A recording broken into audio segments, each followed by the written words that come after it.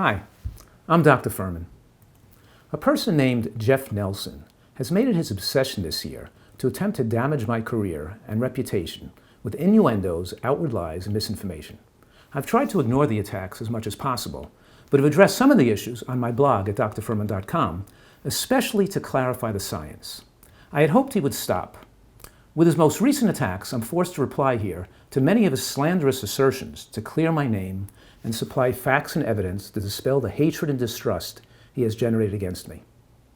Over these last 9 months dealing with this, I've come across other people that have been the subject of Jeff Nelson's viciousness and bullying. He even forced another doctor to take down a video containing nutritional information that disagreed with him. Otherwise, he would post a smear campaign of false information against him. The doctor was bullied into silence. My professional colleagues are hesitant to speak publicly about their disagreements with Nelson for fear of being attacked by him, as he's done with me and others. I'm hoping that many of those who've watched his videos will be interested in hearing my response here so they can see the other side of the story and form their own opinions. The latest example is his recent YouTube video claiming I've been using a faked testimonial from a man named Scott Kushel, who lost over 300 pounds about 8 years ago and has kept the weight off.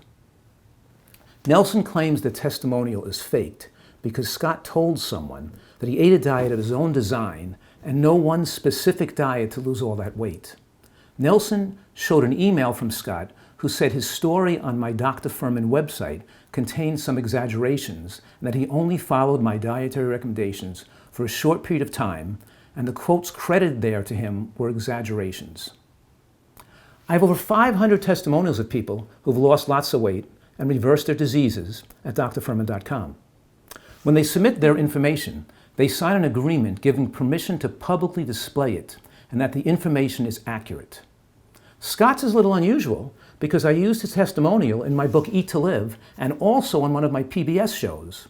That means he had approved the information by signing multiple documents attesting to its accuracy and giving his permission for us to use it publicly. For example, here are legal documents signed by Scott Kushel stating that the information in his story, as we presented it, was accurate and giving us permission to use it as stated. Above his signature in the last document, it states that statements continue to represent my true opinions and beliefs. Let me first go into Scott's own blog on his website from June 3rd, 2005. Scott wrote a post entitled, Day 1, Year 0. He described my exact weight loss program in significant detail, where he stated he would follow it from then on. He wrote he would eat 1 pound of cooked vegetables and 1 pound of raw vegetables each day, and then after 6 weeks, the occasional potato or corn. It was a summary of my weight loss program from my Eat to Live book. Then he stated, finding Dr. Joel Fuhrman through one of the great folks that responded here at Large Fella, John H. Hoppy, has been an amazing discovery. His books and concepts are incredible. Scott then had journalists interview him 3 years later after he lost most of the weight, and they recorded the same comments from him, and that we did demonstrate that at that time, Scott represented he was using and had used my diet as a major part of his weight loss program. For example, in this article about him published in March 19th, 2008, Star Tribune, entitled A Large Fella on a Bike by Stephen Reginald, confirmed that Scott used my program to lose his weight. Here's an excerpt, word for word, from that interview article about Scott, corroborating his success story on drfuhrman.com. Quote, weight check-in August revealed digits blinking at 278.2 pounds. It had been 20 months and Kushel had dropped almost half of his body mass. He had essentially the same thing every day. 3 base meals developed off research from the book Eat to Live by Dr. Joel Fuhrman, a New Jersey family physician. The food equaled a daily dose of about 1,200 calories and provided all the nutrients, protein, and vitamins essential for good health, though nothing more, Kushel said. He never tires of the menu as it was designed to include everything a human craves. Close quote. Doesn't sound like my staff faked his testimony anymore, does it? And certainly it's clear in the interview, 3 years later, when he was still touting the benefits of my advice and book, that he did not just follow the plan for only a few weeks, and that nothing my team had posted from him was faked. Possibly Scott has some personal or business reason why he no longer desires to credit my work with any part of his success. And I'm okay with that. If at any time in the last 8 years Scott contacted me and asked me to change or remove his testimonial, of course I would have. But he never objected and never contacted me about it. The Star Tribune article about Scott and his diet was also published on Active.com and Gear Junkie with the same information confirming he was following my dietary recommendations for years and getting great results. Then in 2010, 5 years after he started following Eat to Live, Scott was interviewed by Emily Bowler for a post on my blog, which used to be called Disease Proof. Again, he reiterated his passion for Eat to Live. Emily sent him an email stating, quote, "Please let me know if there's anything you want changed, deleted, or revised," close quote. He did not. Here is an excerpt from that post interview. "I read books and contemplated ways to get out of my precarious situation. In my quest, I discovered Eat to Live and decided to commit to it because it's not a diet to get to a certain goal weight, but about learning to take care of one's health for life. Dr. Fuhrman's teachings dovetailed perfectly into my plans to totally restructure my life. I found peace in doing simple things, like cooking, biking, taking care of myself, and taking care of my family. By February of 2009, I had lost 333 pounds and got my health and life back." Close quote. Scott back then also offered to help mentor people who were following my nutritarian plan. He was an enthusiastic supporter of the nutritarian diet. Look, everyone has a right to change their mind, but not go back and rewrite history to disparage someone else. I will remove his success story from the website, even though he has not asked me to, because the purported email indicates he may no longer be eating this way. Allow me to move on to the next part of Nelson's video that goes into the data published in a few studies I've been involved with in an attempt to discredit the studies and the reporting of those findings. There are 3 published medical journal studies of mine that Nelson continues to distort and discredit. One is a 2008 weight loss study that he keeps bringing up and misrepresenting. The second one is a 2015 survey study on cardiovascular risk factors. And last is a study from 2018 which gave more details about the weight regain and long-term weight loss maintenance from the survey used in the 2015 paper. The 2008 study had a clear mathematical error in it made by the lead author, Dr. Sauter, who admitted to and detailed those errors and reported the corrected results in a letter to the editor of that journal. I've taken the study down from my website and I do not mention it anymore. Nevertheless, Nelson keeps bringing it up and making false claims about it, trying to fuel distrust and hatred of me. He stated recently that of the 19 patients whose data was trackable for 2 years, only 4 of them had not regained their weight. False. Even with Dr. Sauter's calculations fixed, the average weight loss was 37.6 pounds. Dr. Sauter's updated response after the mistake was corrected was, quote, "Out of the 18 people with 2-year data, none regained their original weight. At 2 years, 4 had a regain of 5 pounds or less, and 1 had a 10-pound regain from their lowest weight at 1 year. Significant regain would be defined as 10% of original baseline weight, and using this criteria, no one regained a significant amount after the original highly significant weight loss," close quote. If 4 regained 5 pounds or less, and 1 had a 10-pound regain, that leaves 13 who did not regain any weight at all, and therefore 17 out of 18 who did not regain or regain 5 pounds or less. Nelson may rant about the study again with the purpose to make me look dishonest, but remember, I did none of the calculations for this study, and the statements I made about it were based on numbers that I did not know were flawed. In the 2015 study, Nelson claims that not only is a survey study worthless, but the results are not the results of people following my nutritarian diet, as anyone could have filled out the survey using any kind of diet. Then he misrepresents the findings in that study too. By the way, Nelson also critiqued the same 2015 study in a video about 8 months ago, and now has recycled his hate speech against me with the same incorrect information. One of his main critiques against this study was that it was a survey and anyone could have answered it, thus its participants were not those following my nutritarian diet. First of all, survey studies are respected and useful. The degree of error noted in self-reporting of weight in survey studies was discussed in the text of the study.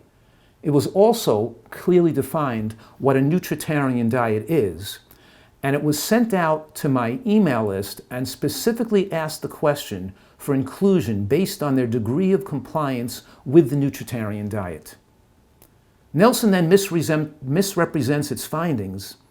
In the 2015 paper on cardiovascular risk factors published in the American Journal of Lifestyle Medicine, there were 685 obese individuals who had provided weight data for the 1-year mark, and their average weight loss at 1 year was 49 pounds.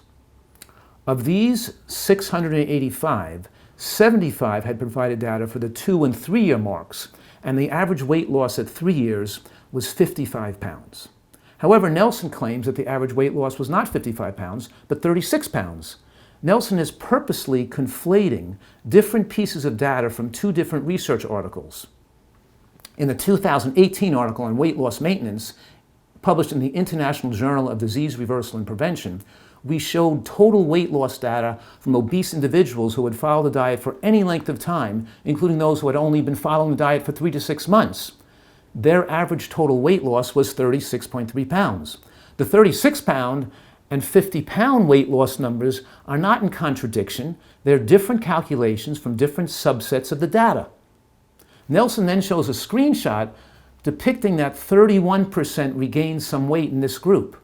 Nelson is being purposely misleading here by admitting information. Again, that was the data presented in a different study published in the 2018 discussing weight regained from a slightly different group derived from that data set. It included both overweight and obese individuals. Nelson presented the 31% that had some weight regain as that percent not being successful with this program. That is not true. Even in this 31% who had some weight regain, the amount of weight they kept off on the average was still 29.7 pounds. Of course, the other 70% did not have any weight regain. Nelson is trying to make less of the success of these individuals and suggest that my dietary recommendations did not work and don't work. It is a lie.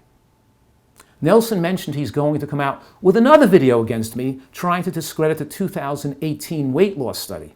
He already sent a complaint letter to the journal it was published in, attempting to get the journal to retract the study, but it did not work.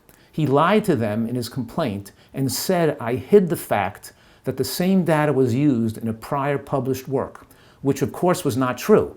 It discussed the prior study right in the body of the work, and the journal reviewed his silly complaint and attested to the fact that the 2 studies covered different, separate information from the survey data, and that the second study was worthwhile and appropriate. The 2015 article focused on cardiovascular risk factors. The 2018 article provided additional data on long-term weight maintenance to expand on the weight loss results originally published in 2015. Nelson's complaint was dismissed by both journals.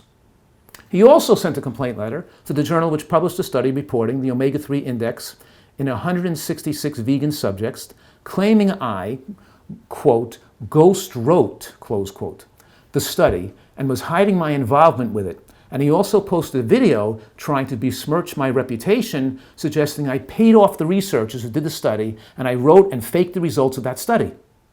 These attacks are utterly ridiculous. Nevertheless, because he controls the narrative on his YouTube, he removes and hides all comments trying to correct his errors and not supporting his attacks against me to create hate to try to destroy my credibility. In fact, I, as the president of the Nutritional Research Foundation, did recruit the scientists to perform this study on vegans who were not supplementing with DHA. And I had the intention of being part of the study when it was first conceived. But as soon as this group of volunteer researchers was assembled, we all thought it more ethical for me to have no part in it. Not only were these scientists not paid off, but they were not paid anything. And of course I had no role to play in the study from that point on. The NRF paid for the blood work and for some part-time hours of one statistician to collect the raw data.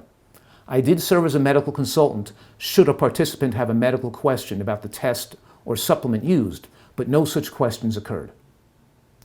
All of the studies I've been involved with, I've acted with the highest degree of integrity. But Nelson is so obsessed with attacking me and my work that he posts his YouTube videos critiquing me for things he does not know anything about, like why did I not put my name on the DHA study, or why I used a certain test, medical procedure, or herbal supplement. He's not practiced medicine for 30 years and helped thousands to recover their health, yet he takes clips of me and manipulates them to make me look foolish and that I'm scamming people. I advise you to distrust anything Jeff Nelson says about me, even when he shows a screen photo or video of me saying something. He pulls them out of context and edits them to change the meaning. I don't want to bore you with every sample, and I already demonstrated other instances of his dishonesty in a recent video where I addressed his false claims about the dangers of taking a small dose of a vegan DHA supplement. And he attempts to discredit or hide all studies that disagree with him.